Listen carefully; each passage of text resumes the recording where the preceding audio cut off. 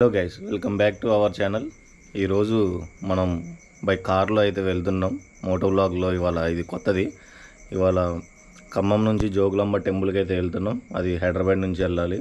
అది దాని డీటెయిల్స్ అన్నీ నేను మళ్ళీ దారి మధ్యలో అయితే మాట్లాడదా.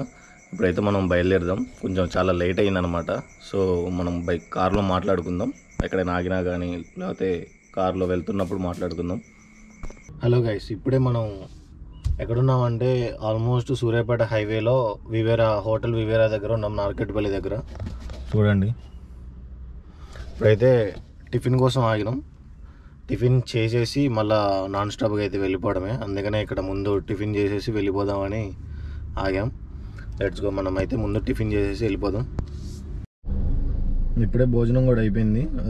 టిఫిన్ అయిపోయింది. ఇంకొక 285 కిలోమీటర్స్ ఉంది. 4 అవర్స్ చూపిస్తుంది. 5 అవర్స్.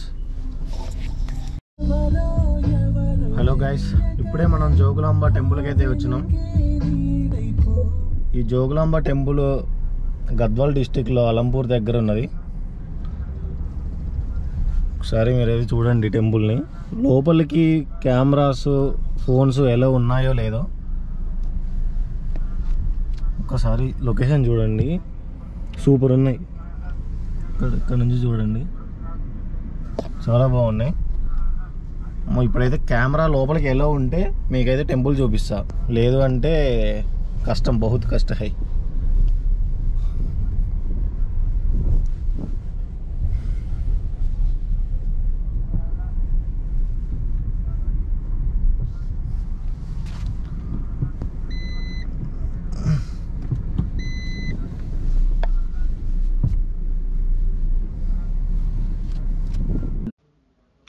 హలో గైస్, ఈ జోగులాంబ టెంపుల్ ఎక్కడుందంటే ఎగ్జాక్ట్గా గద్వాల్ జిల్లా అలంపూర్ దగ్గర అయితే ఉంటుంది.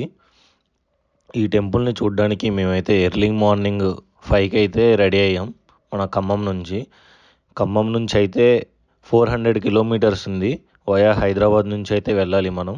అదే హైదరాబాద్ నుంచి అయితే 220 కిలోమీటర్స్ అయితే ఉన్నది ఈ టెంపుల్. ఈ టెంపుల్ చూడడానికి చాలా పురాతనమైన టెంపుల్ లెక్క ఉన్నది. నేనైతే అంతగా క్యాప్చర్ చేయలేదు మొత్తం, ఎందుకంటే నాకైతే టైం సరిపోలేదు. ఇక్కడికి రావడానికే ఒక 5 అవర్స్ పట్టింది ఖమ్మం నుంచి. మళ్ళీ రిటర్న్ వెళ్ళిపోవడానికి చాలా తక్కువ టైమే ఉంది. అందుకని మేము త్వరగా టెంపుల్ని చూసేసి మళ్ళీ రిటర్న్ అయితే వెళ్ళిపోయాం. లోపలికి కూడా కెమెరాస్ అయితే అలో చేయలేదు మాకు. కొంచెం అయితే క్యాప్చర్ చేశాను నేనైతే.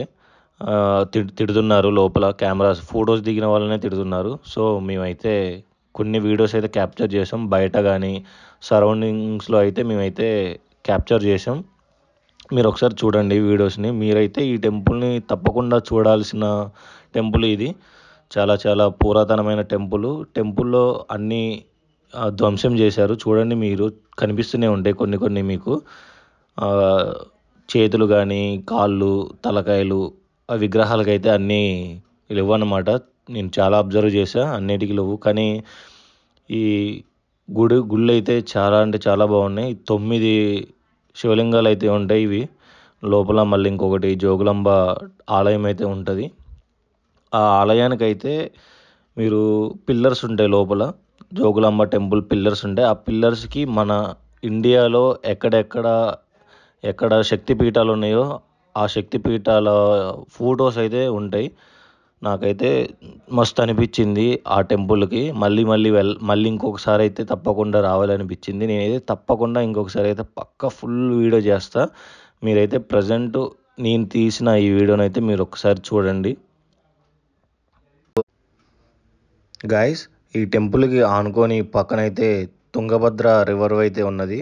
కాకపోతే ఇప్పుడు ఆ తుంగభద్ర నది పక్కనే ఒడ్డు చాలా పెద్దగా కట్టారు.